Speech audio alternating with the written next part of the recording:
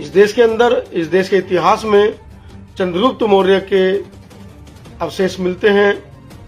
इस देश के अंदर नंद वंश के अवशेष मिलते हैं। इस देश के अंदर पासी सम्राटों के अवशेष मिलते हैं। इस देश के अंदर चमार वंश के अवशेष मिलते हैं, लेकिन कहीं भी इस देश के अंदर राम के अवशेष नहीं मिले हैं।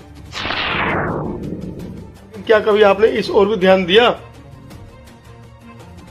कि राजपूत और क्षत्रिय समाज हमारा कितना बलशाली निकला कि ब्राह्मण वर्चस्व को, हजारों वर्षों से चले आ रहे ब्राह्मण वर्चस्व को उन्होंने मात्र 9 वर्षों में, माननीय मोदी जी ने को 9 वर्ष हो चुके हैं और योगी आदित्यनाथ का आखिरी वर्ष है, मतलब 4.5 वर्ष उनको हो चुके हैं।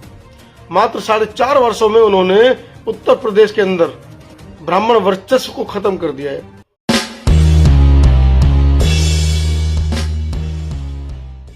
आज के इस ऐतिहासिक दिवस पर मैंने बधाई क्यों दी है, कुछ सम्राट जुड़ जाएं तो आज की इस चर्चा को हम शुरू करें।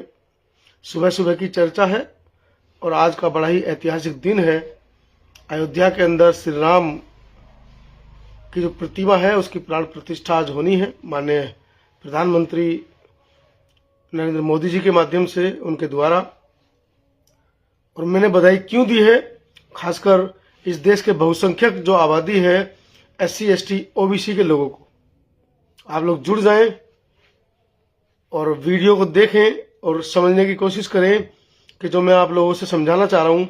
और जो हमारे SC ST OBC माइनॉरिटी के जो भाई हैं, जो वस्तुतः हिंदू नहीं है, लेकिन उसके बावजूद मैं उन सभी लोगों को बधाई दे रहा हूं, तो एक बड़ा कारण इसके पीछे हो सकता है। जुड़ जाएं सभी लोग और अपनी उपस्थिति दर्ज कराएं। आप भी कहेंगे कि आज राम मंदिर की बधाई, राम मंदिर में प्राण प्रतिष्ठा मूर्ति की बधाई से अंतानी का क्या लेना देना है और क्यों वो बधाई दे रहे हैं।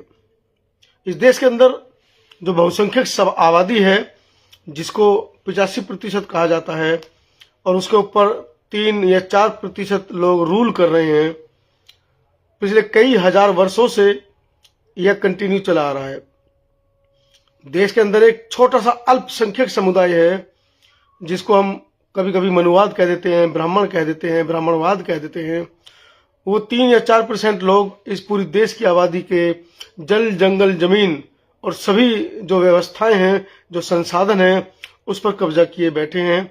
ऐसा आप लगातार सुनते आ रहे होंगे और बीच बीच में आप लोगों को वक्तव्यों के माध्यम से ये समझाया भी जाता होगा कि किस तरीके से इन 3% लोगों ने इतिहास में इस देश की बहुसंख्यक आबादी को गुलाम बनाया और किस तरह से उनको आज तक भी देश के अंदर जो आर्थिक संसाधन है, शिक्षा है और जो मूलभूत अधिकार हैं, उनसे वंचित रखा है।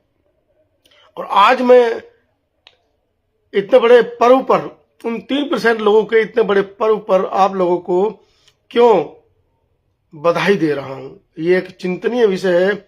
शायद आप लोगों ने उस तरीके से इस चर्चा को या इस चिंतन को ना लिया हो। जुड़ जाएं और कमेंट करके जरूर बताएं कि जो बात मैं आप लोगों से कर रहा हूं, क्या वो सही है और कहां तक सही है। शेयर करते रहें, वीडियो को ज्यादा से ज्यादा लोगों तक पहुंचाते रहें। आइए अपनी बात को शुरू करते हैं। इस देश के अंदर बहुत से संगठन ऐसे हैं जो कहते हैं इन यूरेशिया से आए हुए लोगों को एक बड़ी सी नाव में बिठाकर वहीं यूरेशिया भेज देंगे। और आज के दिन की बधाई, क्योंकि आज का दिन उनके लिए बहुत बड़ा पर्व है। जो वो चाहते थे 92 में जब बाबरी मस्जिद तोड़ी गई थी, उनका कहना है कि 500 वर्ष से हम लोगों ने अपने सिर पर पगड़ी नहीं बांधी है, क्योंकि बाबरी मस्जिद को बनाया गया था मंदिर को तोड़कर। इस देश के अंदर, इस देश के इतिहास में चंद्रगुप्त मौर्य के अवशेष मिलते हैं। इस देश के अंदर नंद वंश के अवशेष मिलते हैं। इस देश के अंदर पासी सम्राटों के अवशेष मिलते हैं। इस देश के अंदर चमार वंश के अवशेष मिलते हैं, लेकिन कहीं भी इस देश के अंदर राम के अवशेष नहीं मिले हैं। राम आराध्य हैं क्षत्रियों के, जिनके ऊपर राजनीति कर रहा है ब्राह्मण समाज। और आज इतना बड़ा पर्व है और इसकी बधाई मैं क्यों दे रहा हूं, असली वजह मैं आपको बताता हूं। जिन ब्राह्मणवाद को, जिस ब्राह्मण समाज को लगातार टारगेट करते रहते हैं कि हम इनको यूरेशिया भेज देंगे या इन लोगों ने हमारे ऊपर रूल कर रखा है, इनको कैसे सबक सिखाया जाए, तो आप सभी ताकतें मिलकर हजारों वर्षों में वो काम नहीं कर पाए जो मात्र 2014 से बनी सरकार, बीजेपी सरकार ने इन पिछले 9 सालों में कर दिया है। वर्तमान में योगी आदित्यनाथ जी ठाकुर समाज से हैं और माननीय प्रधानमंत्री जी अपने आप को ओबीसी समाज से घोषित कर ही चुके हैं। अब आप ये समझिए कि 2 लोग, एक ठाकुर समाज से और एक ओबीसी समाज से, जो आप 85% लोग पिछले कई हजार वर्षों में नहीं कर पाए, वो पिछले 9 वर्षों में इन दोनों व्यक्तियों ने मिलकर कर दिया। इस देश के अंदर ब्राह्मण समाज की जो बढ़ती हुई वर्चस्व था उसको चकनाचूर कर दिया। 4 शंकराचार्य मिलकर भी विरोध करने के बावजूद भी कुछ नहीं कर पाए। एक बहुत बड़ी बात है, अगर आप इस ओर चिंतन करेंगे तो आपको समझ में आएगा कि वर्तमान में योगी आदित्यनाथ की बुराई पिछले हम कई वर्षों से सुनते आ रहे हैं, करते भी आ रहे हैं। नरेंद्र मोदी जी की बुराई हम करते आ रहे हैं, सुनते आ रहे हैं, लेकिन क्या कभी आपने इस ओर भी ध्यान दिया कि राजपूत और क्षत्रिय समाज हमारा कितना बलशाली निकला कि ब्राह्मण वर्चस्व को, हजारों वर्षों से चले आ रहे ब्राह्मण वर्चस्व को उन्होंने मात्र 9 वर्षों में, माननीय मोदी जी ने को 9 वर्ष हो चुके हैं और योगी आदित्यनाथ का आखिरी वर्ष है, मतलब 4.5 वर्ष उनको हो चुके हैं। मात्र 4.5 वर्षों में उन्होंने उत्तर प्रदेश के अंदर ब्राह्मण वर्चस्व को खत्म कर दिया है।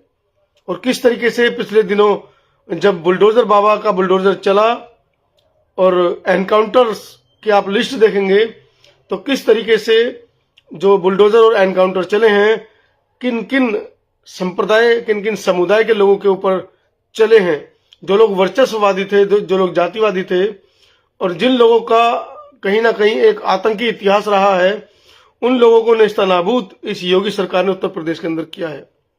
तो आप लोग जो मेरी बात है उससे कहाँ तक सहमत हैं, अपने विचार इसमें जोड़कर मुझे कमेंट करके जरूर बताएं कि जो मैंने आपको बताया है कि एक बहुत बड़ी आबादी जो बहुसंख्यक समाज है, चुटकी भर लोगों के शिकंजे में कसी हुई थी, उनके पंजे में फंसी हुई थी पिछले कई हजार वर्षों से, और उनको उनकी औकात याद दिलाई है मात्र 9 साल के अंदर माननीय प्रधानमंत्री मोदी जी ने और 4.5 वर्ष के अंदर योगी आदित्य महाराज जी ने।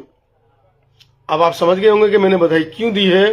आप लोग भी बधाई दीजिए कि हजारों वर्षों की गुलामी को इन लोगों ने जड़ से उखाड़ दिया।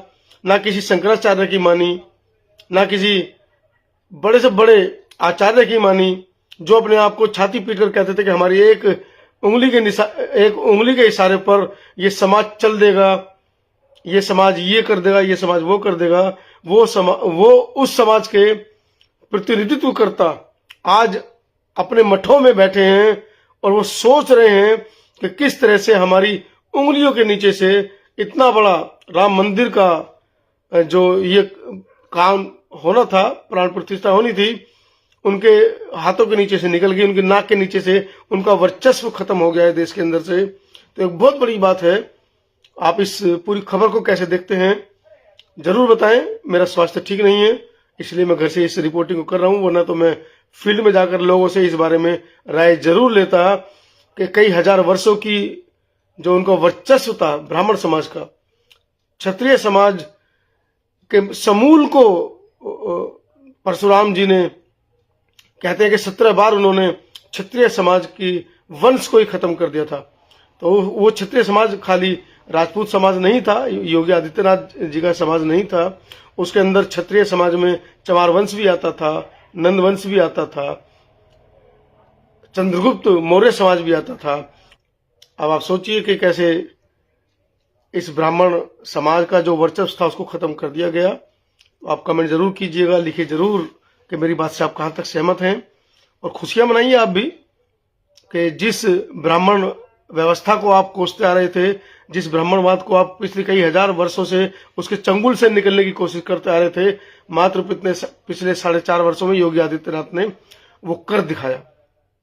कहां तक सहमत है वीडियो को शेयर जरूर करें और लोगों तक जरूर पहुंचाएं। नमो बुद्धाय। क्रांतिकारी। जय भीम, जय संविधान।